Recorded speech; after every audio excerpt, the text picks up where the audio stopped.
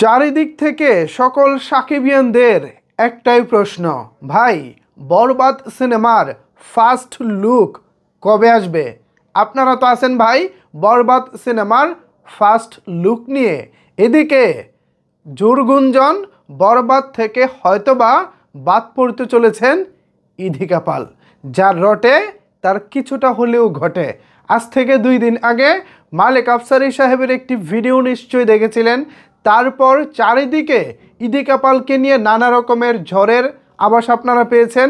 এর পরের দিন বরবাদ সিনেমার পরিচালক মেহেদী হাসান হৃদয়ের একটি স্টেটমেন্ট নিয়ে চ্যানেল আই অনলাইন পর্যন্ত নিউজ করেছিল, কিন্তু যা রটে তার কিছুটা হলেও ঘটে।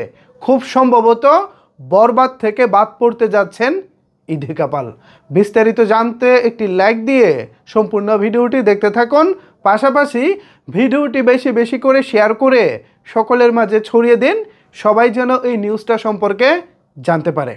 আমি প্রথমেই সেই সব মানুষদের দৃষ্টি আকর্ষণ করতে চাই যাদের আমার ভিডিও ভালো লাগে না, আমার নিউজ ভালো লাগে না, তারা আপাতত এই ভিডিও থেকে দূরে সরে যেতে পারেন, ভিডিওটা স্কিপ করতে পারেন। আর যাদের ভালো লাগে, যাদের সত্য কথা শোনার মতো মেন্টালিটি আছে, তারা জাস্ট আমার এই ভিডিওটি দেখতে থাকুন। ভিউয়ার্স, খুব বেশি দূরের কথা নয়, 1 সপ্তাহ আগে শাকিব খানকে ইনস্টাগ্রামে ফলো করতেছিলেন বরবাদ সিনেমার নায়িকা ইধিকা পাল। 1 সপ্তাহের ব্যবধানে শাকিব খানকে আনফলো করে দিয়েছেন ইধিকা পাল। ইধিকা পালের ফলো লিস্টে অসংখ্য মানুষ রয়েছেন, শাকিব খানের থেকে অনেক ছোট ছোট তারকাকেও তিনি ফলো করতেছেন, বাট শাকিব খানকে হঠাৎ করে তিনি আনফলো করে দিয়েছেন। এটা নিশ্চয়ই শুধু শুধু ঘটেনি, ঘটনার ভিতরেও ঘটনা থাকে।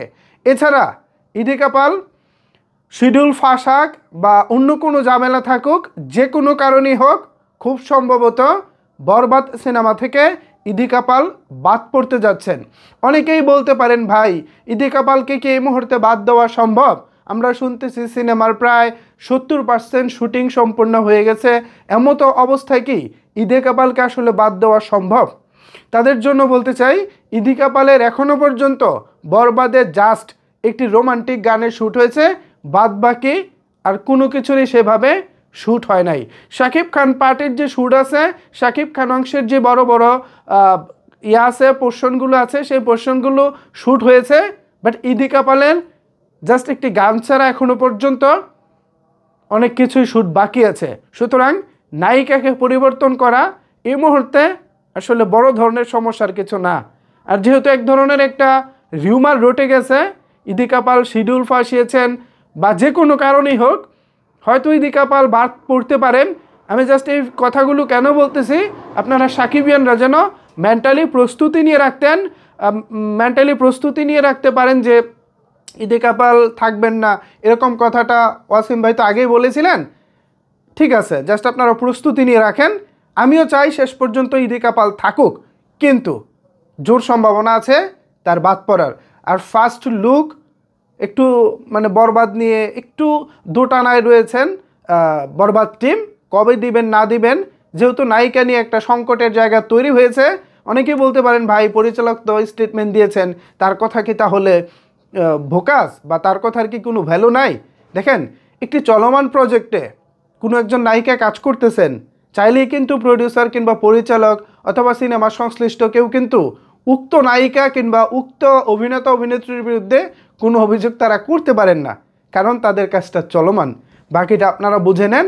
আপাতত এই ছিল এই মুহূর্তে আমার কাছে আপডেট। ভালো মন্দ যা লাগে নিচের কমেন্ট বক্সে জানাতে পারেন। ধন্যবাদ সবাইকে এতক্ষণ আমার সাথে থাকার জন্য।